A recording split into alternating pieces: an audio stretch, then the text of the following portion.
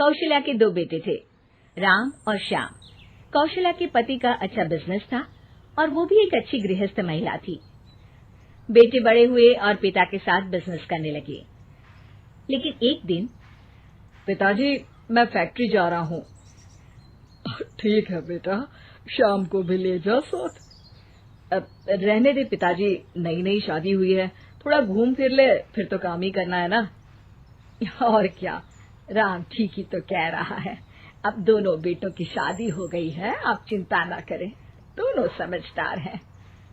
कुछ दिनों तक तो घर में सब कुछ ठीक चलता है, लेकिन एक दिन श्याम और उसकी बीवी, माँ, पिताजी हमें हमारा हिस्सा दे दो, हम अलग रहेंगे। अरे नहीं नहीं, मैं ऐसा नहीं करूँगा।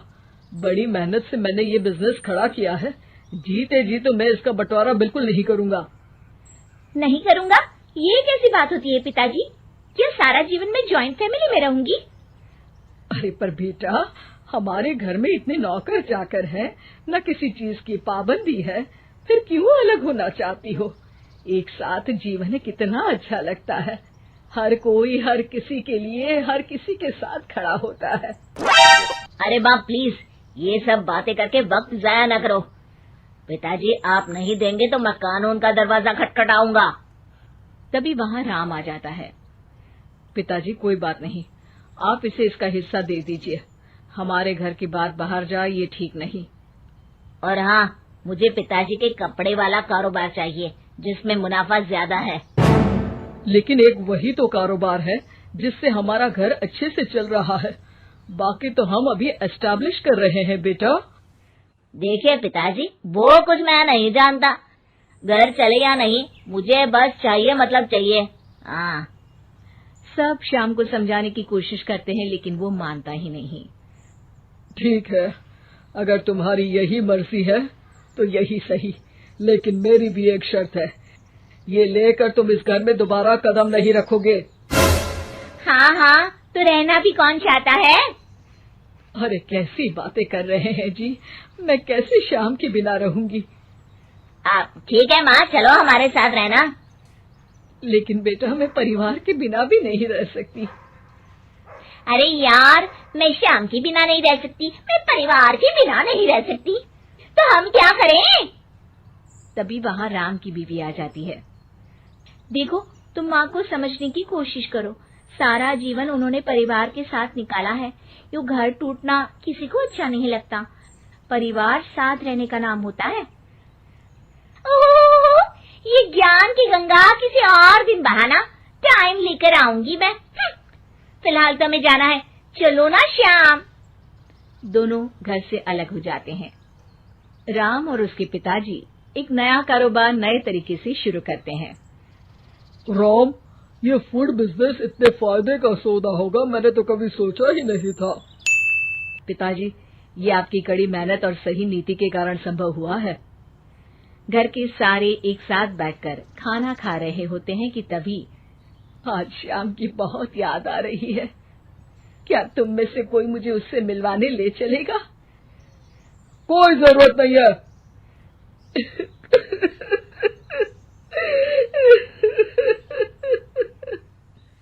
कौशल्या रोने लगती है कि राम बोल पड़ता है। माँ रो मत, मैं आपको कल उसके घर ले चलूंगा। अगली शाम दोनों श्याम के घर जाते हैं, जहाँ श्याम की बीवी साड़ी नहीं बल्कि स्कर्ट पहनी होती है।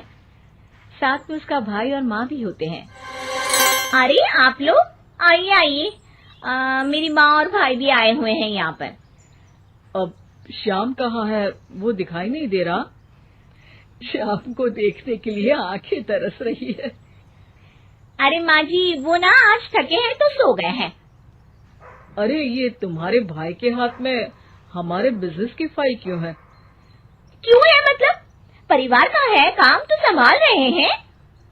कौशल्या सीधे श्याम के कमरे में जाती है, पर ये क्या, हट्टा कट्टा मोटा श्याम, उसकी हालत तो खस्ता सी थी। कौशल्या श्याम को पकड़ लेती है। अरे बेटा, क्या हुआ? ये हालत क्या बना रखी है? श्याम सामने खड़े राम के गले लग जाता है। भैया मुझे माफ कर दो, मैं परिवार की किस्मत नहीं समझ पाया।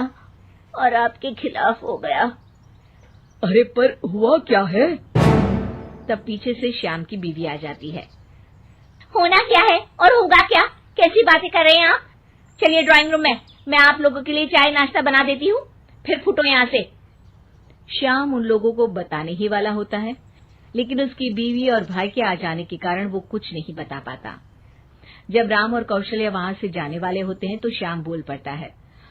माँ, भैया, रुक जाओ ना थोड़ी देर। तभी उसकी बीवी आ जाती है। हाँ हाँ, रुके तो थे, अब उन लोगों को अपने घर भी तो जाना है ना? क्यों माँ?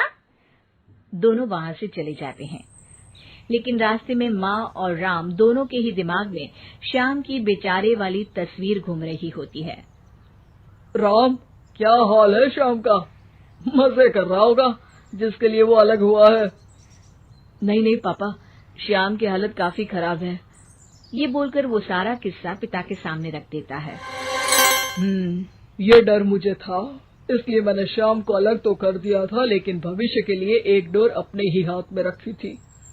कैसी डोर पिताजी? वो तुम्हें कुछ ही दिनों में समझ आ जाएगी। एक दिन एक वकील उन लोगों के पास आता है। नमस्ते सर, आपको जो डर था वही हुआ। श्याम ने अपनी सारी प्रॉपर्टी को बीवी के नाम कर दिया है। तभी वहाँ श्याम रोते हुए आता है। पिताजी, मुझे माफ कर दीजिए, मेरी बीवी ने धोखे से मेरे साइन करवा लिए हैं, अब मैं कहीं का नहीं रहा। सारी प्रॉपर्टी लेने के बाद उसने मुझे घर से बाहर निकाल दिया।